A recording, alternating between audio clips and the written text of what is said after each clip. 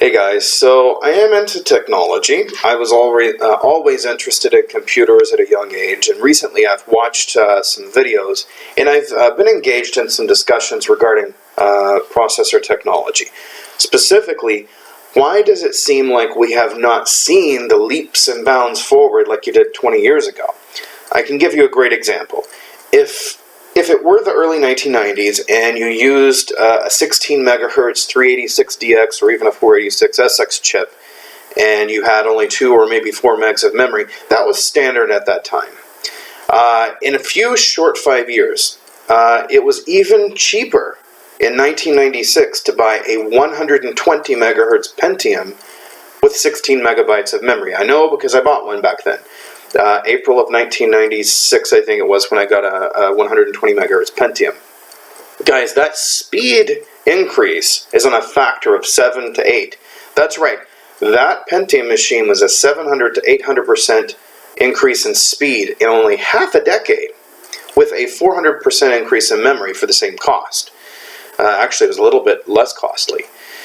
So compare that with today. I bought a desktop, and it was in 2014. Well, that's 5 years ago now. But in 2014, it had 12 gigabytes of memory. It had a quad-core AMD A10 processor. I threw in a Radeon, the Radeon RX 270, I think it was, graphics card. I gave it to my mom. But that was in April of 2014.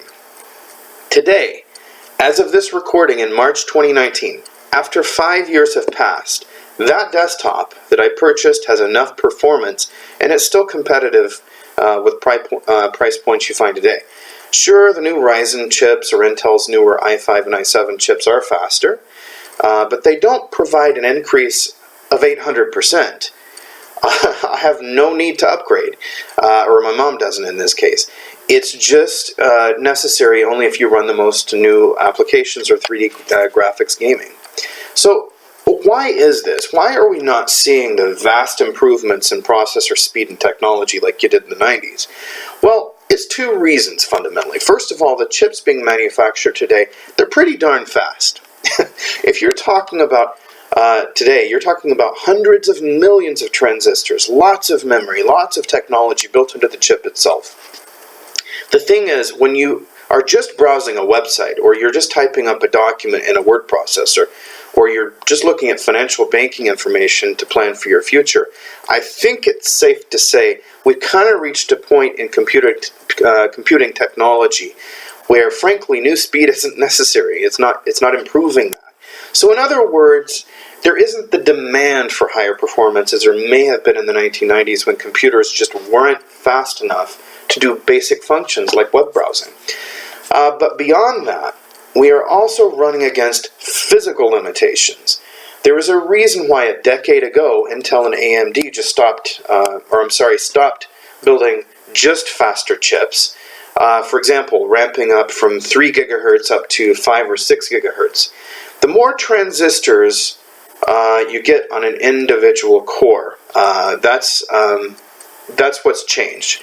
The reason why is because it's very hard to keep cramming more and more transistors into smaller spaces. For example, 12 or 10 nanometer chips, I should say, are just now becoming somewhat common. And it will take years to get it down further. You simply cannot run chips at 6 gigahertz when the space is not reduced. There's just too much heat. There's too many physical problems present. So we've kind of been stuck at between 2 and 4 gigahertz for the past 15 years. Remember, think back, AMD's single-core Athlon 64 chips, the original 64-bit chip, they were running up to 3 gigahertz in the early 2000s. That's a long time ago. Since the mid-2000s, we've really seen improvements because of multiple cores, not because the actual clock cycles have been improving. And this all gets back to the fact that physical limitations of chip size have started reaching their limits. Not really reaching their limits, but it's getting harder and harder. Simply put, you can only cram so many transistors into smaller and smaller spaces. It's increasingly hard to improve the transistor density. Getting chips down to 12 or 10 nanometers is about the best we're going to see the next 5 or 10 years for a mass manufactured process. By the way, I will include a link below. You can read more about the topic of semiconductor manufacturing processes over the years. But for the non-techies out there, think of efficiency of your car to compare. This is the best analogy I can come up with. With electronic fuel injection controlled by computers, along with other technologies like turbocharging engines, it was fairly easy to get an economy car from like 20 to 40 mpg.